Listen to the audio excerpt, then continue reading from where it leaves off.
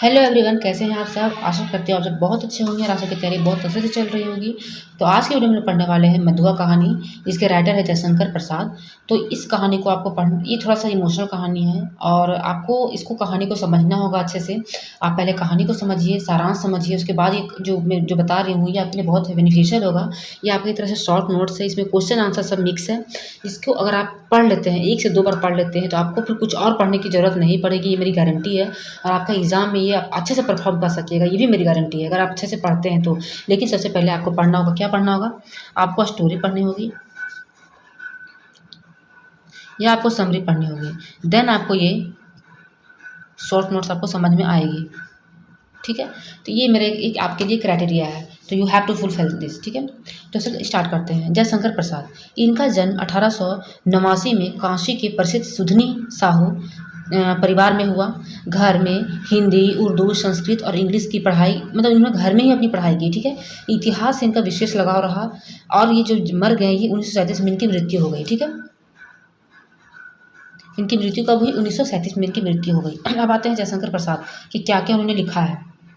चित्राधार, प्रेम पत्रिका, प्रेम पथिक, झरना, आंसू तथा लहर, काव्य और कला, आकाशदीप तथा इंद्रजाल, छाया, तितली, कंकाल तथा इरावती, ध्रुव स्वामिनी, कामना, चंद्रगुप्त, अजातशत्रु, कामायनी, ये सब इनकी रचनाएं हैं। अब आते हैं आगे। मधुआ, एक बच्चे के आ जाने से शराबी के जीवन में जो सुधार आता है उसको मैं बता रही हूँ इस कहानी में। ये जो कहानी कह रहा है, इसे कैसे होता है कि आपके जीवन में कुछ बदलाव होता है। कैसे होता है कि अगर जैसे पति पत्नी के बीच में सुलह नहीं होती है, लेकिन अगर बच्चा आपके बीच में आ जाता है तो आप लोग का जीवन मधुर हो जाता है, आपका पारिवारिक रिश्ता अच्छा हो जाता है। उसी तरह से कहानी में क्या है कि एक बच्चे के आ जाने से, किसके आ जाने से, एक बच्चे के आने से शराबी के जीवन में सुधार आ जाता है। क्या सुधार आएगा वो हम लोग आगे देखते हैं। शराबी ने शराब कितने दिनों से नहीं पिया था? तो 7 दिनों से नहीं पिया था। मैं यहाँ पे क्वेश्चन के साथ आंसर बताती जाऊँगी आपको, ठीक है। बस यही आपको पढ़ना है। तुम झूठे हो, किसका कथन है? शराबी का कथन है, ठीक है। यहाँ मैं सर्कल करते जा रही हूँ। शराबी का कथन है, मौज बाहर की एक घड़ी एक लंबे दुखपूर्ण जीवन से अच्छी है। शराबी का कथन है, ठीक है। शराबी ने कहा। ठाकुर सरदार सिंह ने शराबी को कितना रुपये दिया? तो 1 रुपये दिया। ठाकुर के जमादार का नाम क्या था? लल्लू था। मधुआ जा सो रहो, किसने कहा? लल्लू ने कहा। वे अब भागता है कि नहीं, क्यों मार खाने पर तुला है? किसने कहा? लल्लू ने कहा। कुंवर साहब का ओवरकोट लिए खेत में दिन भर कौन साथ रहा? तो मधुआ साथ में रहा। शराबी को फटे कंबल के नीचे किस चीज़ का टुकड़ा मिला? तो पराठे का टुकड़ा मिला। देखिए कितना ईजी है, आपको बस कहानी जानना है, ठीक है, कि इसका कहानी क्या था।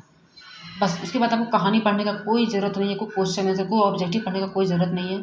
आप बस इतना पढ़िए। ये जो मेन जो आपका समझिए कि एक क्या कहते हैं इसको, की पॉइंट है, की वर्ड है, आपको बस इसको जानना है। आपको यही एग्जाम में आपका पूछा जाएगा। विश्वास नहीं हो तो जब इसका प्रैक्टिस सेट अगर आप देखें तो प्रैक्टिस सेट आपसे अच्छे से सॉल्व हो जाएगा।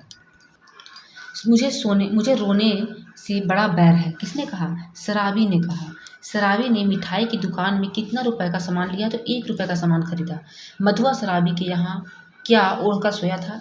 तो बड़ा पुराना कोट, ठीक है।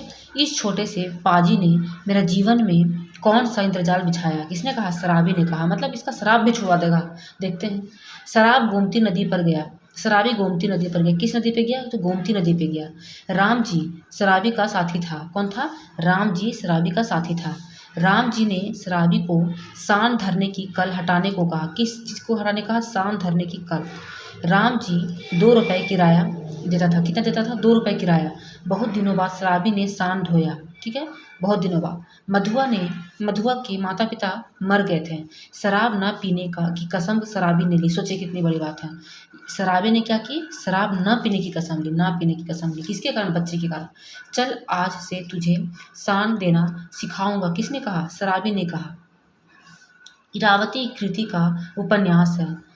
कहीं भी रह सकूंगा पर उस ठाकुर की नौकरी नहीं कर सकूंगा, मधुआ ने कहा। तो देखिए कितना आसान मैं यहाँ पे कर दी हूँ आप लोगों के लिए।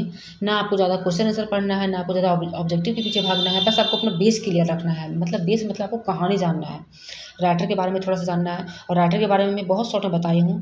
देखिए एग्जाम में आपको बहुत कुछ पढ़ने के लिए कहा जाता है कि ये पढ़ो वो पढ़ो, लेकिन पढ़ना इसी तरह से पड़ता है, ठीक है, ये मेरा एक्सपीरियंस रहा है, मैं इसीलिए आप लोगों तक शेयर करती हूँ। आप मेरे पीछे वाले वीडियो भी देख सकते हैं, मैं जितना भी शेयर करती हूँ, जैसे बीएड का नोट्स हो गया, तो मेरा वो पर्सनल एक्सपीरियंस रहा है, उसी बेस से मैं आगे भी नोट्स बनाती हूँ और मैं उसको आप लोगों तक कॉन्फिडेंसली देती हूँ ताकि आप उसको पढ़िए और इसको परफॉर्म अच्छे से करिएगा। ये मेरी मतलब ये मेरा सोच है, ये मेरे पे वर्क करता है और ऐसा यही तरीका होना चाहिए पढ़ने का। जो भी मैं आज तक सीखी हूँ, वही मैं आप लोगों तक शेयर करती हूँ। तो ये रहा कहानी आपका मधुआ, जिसका राइटर है जयशंकर प्रसाद। ये आपके लिए बहुत बेनिफिशियल है। So please if you like this video don't forget to like share subscribe to my channel. तो मिलेंगे नए वीडियो के साथ, तब तक के लिए धन्यवाद। आप लोग सभी का धन्यवाद यहाँ तक वीडियो को देखने के लिए।